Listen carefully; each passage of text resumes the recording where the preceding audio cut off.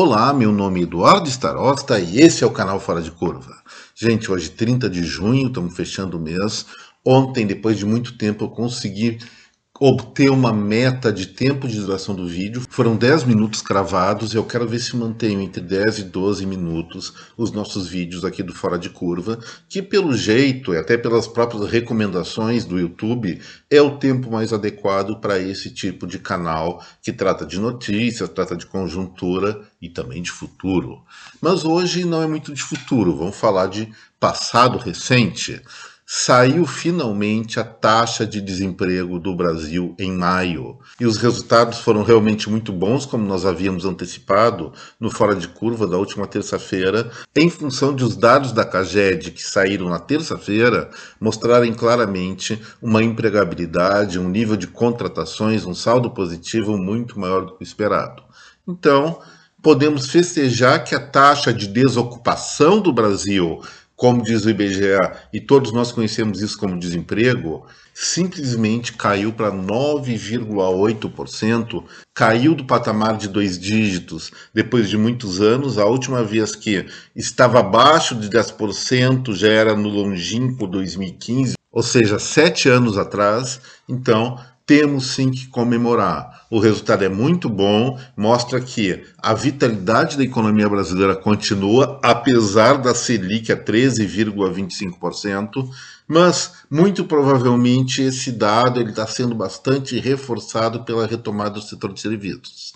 Essa é uma análise clara, curta, objetiva, mas sobre essa questão eu tenho uma outra coisa para comentar com vocês que chega a ser até engraçada, gente. Junto com essa notícia de queda da taxa de desemprego, o portal G1 da Globo veio com uma notícia aparentemente terrível. Olha só o título dela. País bate recorde de pedidos de demissão em 12 meses, mostra levantamento. Nem vem ao caso quem fez o levantamento, vamos atribuir responsabilidade da informação ao portal G1, à Rede Globo. E aí naquele subtítulo que tem, coloca: país registrou 6,175 milhões de pedidos de demissão nos últimos 12 meses até maio. 33% do total de desligamentos de trabalhadores no período. E aí eles, no primeiro parágrafo da matéria, ainda colocam: trata-se de um recorde em meio ao desemprego alto, escrito em vermelho ali, e a dificuldade dos trabalhadores de voltar ao mercado de trabalho. Aí eu vou dizer o seguinte, não vou questionar a informação em si, mas só a interpretação desse dado. Segundo a Globo, foram 6,175 milhões que pediram as contas para o patrão. Em meio a uma situação de desemprego nos últimos 12 meses? Vamos ser razoável, pessoal. Será que uma pessoa com mercado de trabalho ruim vai pedir demissão, ou seja, vai pedir as contas, não vai receber fundo de garantia, não vai receber multa, não vai receber a maior parte das verbas rescisórias, simplesmente porque encheu o saco do trabalho e quer ficar desempregado? Claro que não. Evidentemente, essas mais de 100 milhões de pessoas que saíram do seu emprego deixando de receber grande parte das verbas rescisórias, como eu falei, fizeram isso por alguma vantagem. Muitos poucos, cansei de trabalhar, vou ficar folgando o tempo, depois procuro outro trabalho. Não, eu garanto que a esmagadora maioria dessas pessoas saíram dessa forma pedindo demissão porque tinham coisa melhor para fazer, ou foram trabalhar por conta própria para ganhar mais dinheiro, ou foram assumir um novo emprego para ganhar mais dinheiro também. Então essa jornalista da Globo que escreveu essa notícia, a Marta Cavallini, queria mostrar um contexto negativo, mas o que ela fala nas entrelinhas, não nas entrelinhas, mas a essência da informação dela, se lida corretamente, mostra assim que o Brasil é uma terra, está sendo uma terra de oportunidades. E é bom que continue assim, porque nós estamos devendo muito pelo nosso passado de 4, 5 décadas, em termos de desenvolvimento, em termos de prosperidade, em termos de achar boas alternativas, não só para as pessoas, para cada um dos cidadãos brasileiros, mas para a nossa sociedade como um todo, nossa busca pelo desenvolvimento. Então, sim, vamos comemorar essa taxa de desemprego que caiu abaixo de 10% e tomara que continue melhorando nos próximos meses. E eu vou colocar aí minha sombra de dúvida. Não adianta, nesse ponto eu sou cético a respeito do impacto da Selic, dos juros brasileiros básicos, na questão da atividade econômica. Mas, se Deus quiser, vai tudo continuar crescendo e o Brasil vai superar essa fase sem grandes percalços. Eu já descartei a possibilidade de uma recessão no segundo trimestre. Abril foi muito bom e agora maio comprova que a geração de postos de trabalho está muito bom e ninguém vai gerar emprego se não é para ganhar mais dinheiro, se não é para gerar mais produto, mais atividade. Então, a economia brasileira não está naquele céu de brigadeiro que todos sonhamos. Para isso, nós teríamos que estar crescendo de 6 a 8% ao ano, mas, em compensação, nós não estamos no inferno que estão apontando. Diríamos assim que nós estamos voando um pouco acima das nuvens mais baixas. Pode melhorar? Claro, pode melhorar, mas dentro daquelas perspectivas mais pessimistas, mais tétricas, até assustadoras que plantavam, especialmente a grande imprensa plantava aqui para o nosso país, o resultado está muito bem, o Brasil vai muito bem, obrigado. E a segunda informação positiva que eu queria compartilhar com os espectadores do Fora de Curva foi o Plano Safra, gente.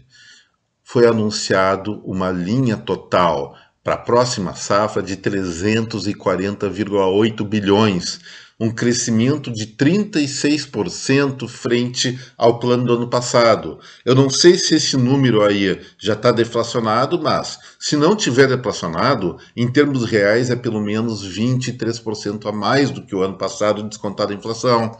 E isso mostra, sim, uma boa visão estratégica, não só do Ministério da Agricultura, mas também do Banco Central, do Ministério da Economia, que fazem parte da composição dos recursos do Plano Safra, porque, em primeiro lugar, sim, nós tivemos alta dos insumos, mas a oportunidade de mercado para produtos alimentares no mundo, agora, em 2022, 2023, é fantástica.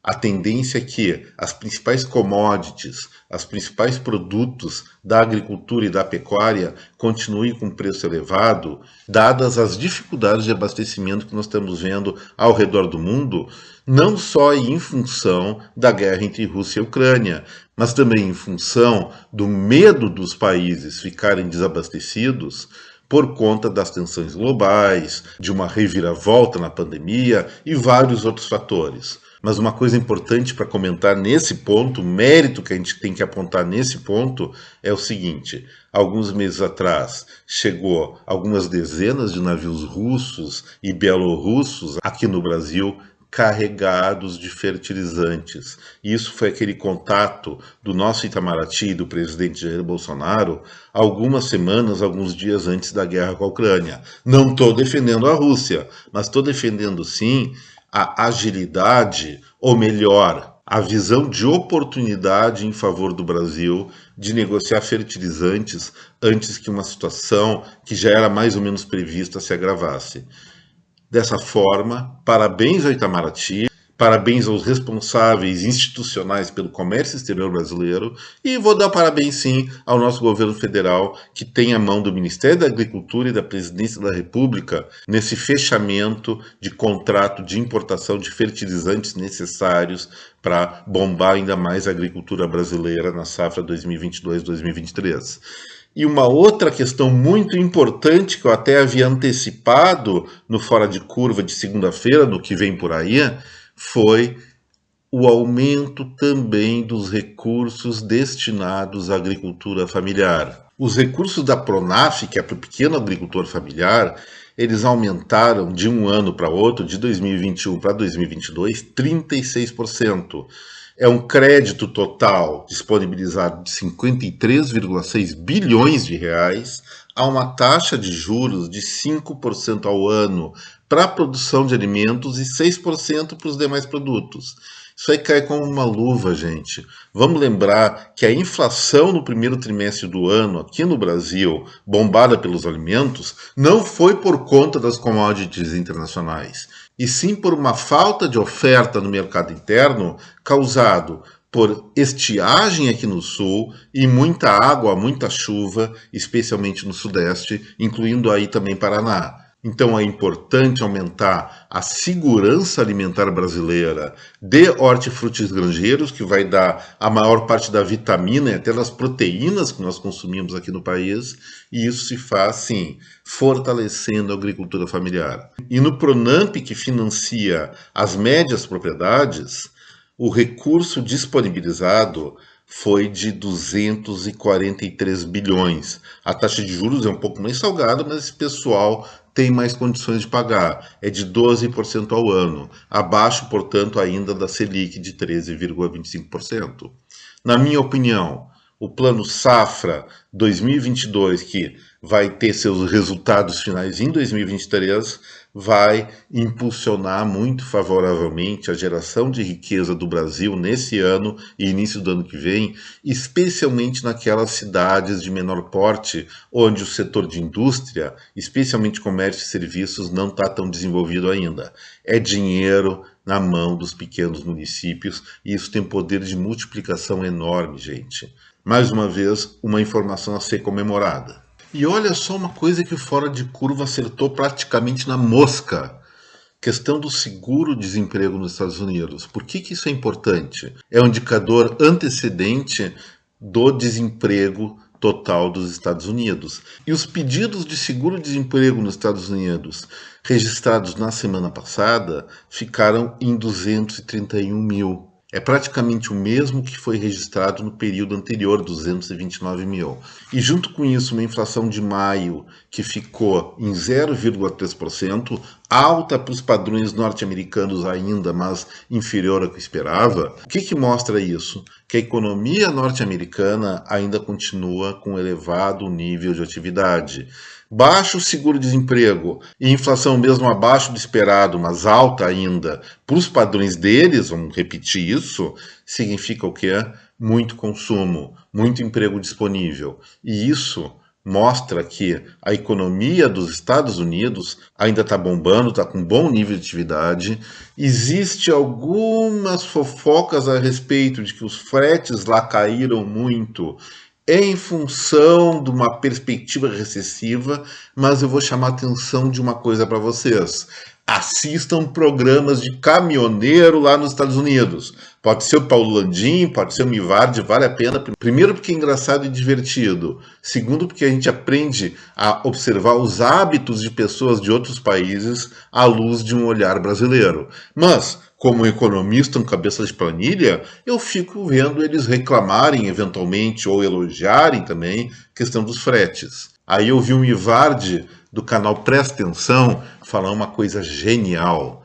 Ele mostrou que os fretes agora, nesse período, estão caindo porque vem um feriado nos Estados Unidos e os caminhoneiros todos querem voltar para casa. E se eles querem voltar para casa, as empresas aproveitam a oportunidade e disponibilizam cargas a preço mais barato, porque eles vão engolir, porque vai ter feriadão 4 de julho, se não me engano, uma segunda-feira, então eles vão poder passar mais tempo na sua cidade, com a sua família, com seus amigos, e isso aí tem um preço que eles estão dispostos a pagar, um preço a menor, é claro. Então, o preço de frete nos Estados Unidos ainda não é critério para nós avaliarmos a atividade econômica por lá. Esse dado talvez comece a se tornar mais relevante a partir da segunda ou terceira semana de julho, mas por enquanto é uma questão especulativa. O frete caiu porque os caminhoneiros, sim, eles têm interesse em passar mais tempo em casa e estão dispostos a receber menos para voltar para suas cidades e aproveitar o feriadão do 4 de julho deles.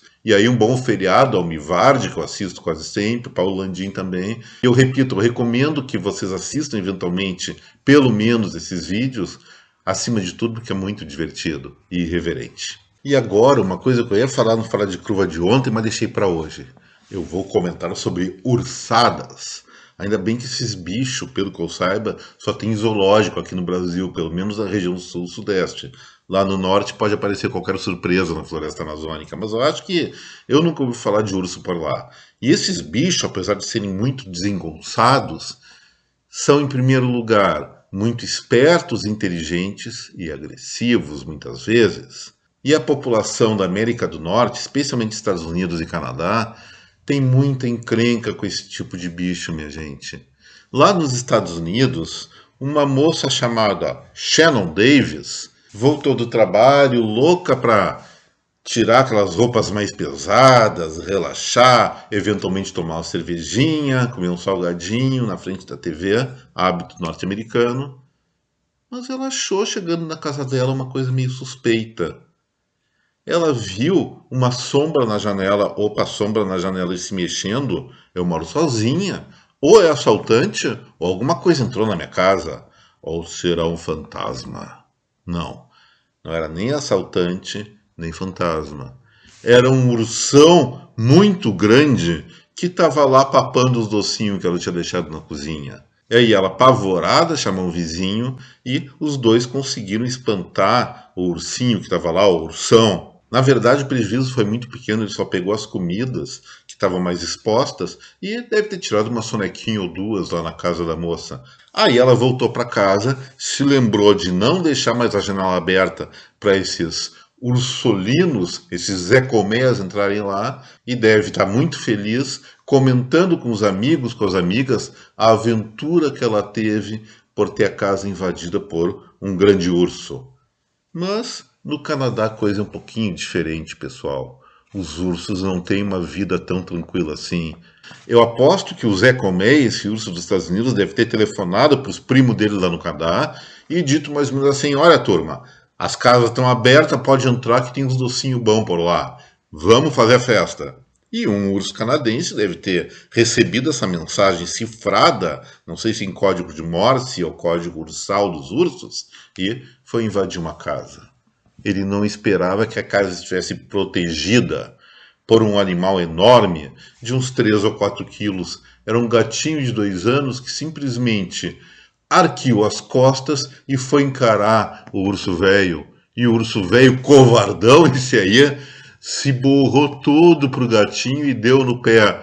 E, evidentemente, o dono desse, não é dono, desculpem, vou ser preso por isso, o tutor desse gatinho deve ter dado alguns quitutes de prêmio para esse bichano que espantou o ursão de ter roubado, ter assaltado a cozinha da casa dele.